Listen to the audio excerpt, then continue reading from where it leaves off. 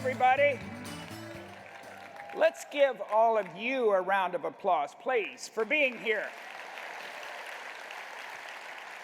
You're the true patriots, the people that are willing to take their time and come to an event like this and get to hear the really great people that will be up here on the stage talking to you.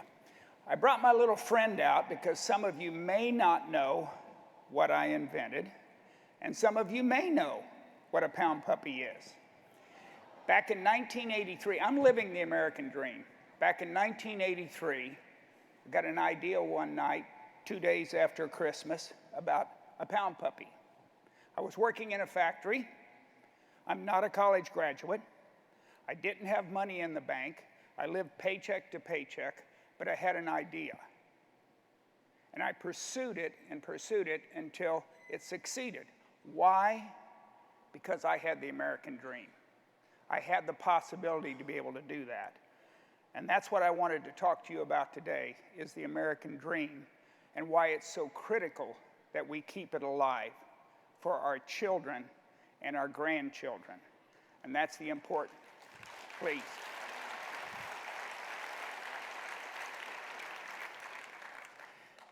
You know, I was thinking about it when I was going to come up here and talk, and I wanted to tell you, it's not the Cuban dream, it's not the Venezuelan dream, it's not the North Korean dream, and it's not the Chinese dream.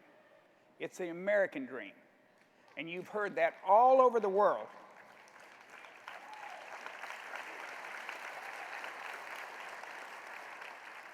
And that's why people came to America at the start. It was over the American dream and the dreams that they had and they wanted to accomplish. And it's important for us to keep that alive for our children. And how are we going to do that? We have to do that by fighting for what's going on in this country right now, to keep that dream. There are people that want to change that. And they're fighting every day to change that so that it won't be available for our kids. They're taking away the incentive. You know, my wife and I were blessed. We got to go to Cuba about 3 years ago and visited 3 different cities.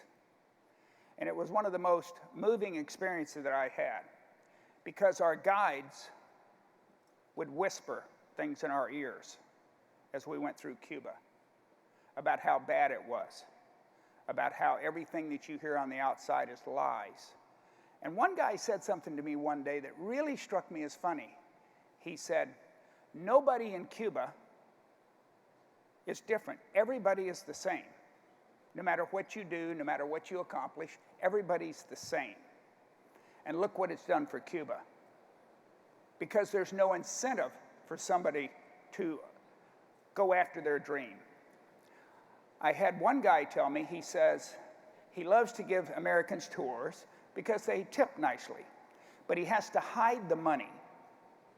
And he has to, if he goes out and buys a car, not a new one, there are no new cars in Cuba. If he buys a car, there's a knock at his door, and they ask him where he got the money to buy the car. And that's the life that they are living over there. But I should clarify one other point with it. They do have a dream in all of those countries. Their dream is to have freedom. And that's why it's so important for us to maintain freedom here in the United States, so that for generations to come, people will be able to pursue their dreams just like I did. You don't have to have a special education. You don't have to have a lot of money. All you have to have is a dream, and you can pursue it because America gives you that opportunity to do that.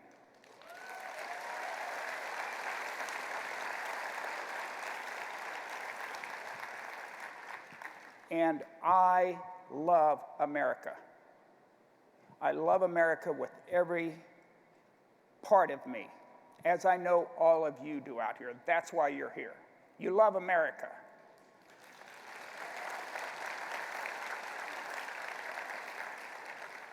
And it's important for all of us to work to make sure that that's here going forward into the future for people, is to pursue that dream and be able to do that. You know, I was thinking that it would be awesome if we could do something here now. I want to say 3 words, and then I want you to repeat them after me twice.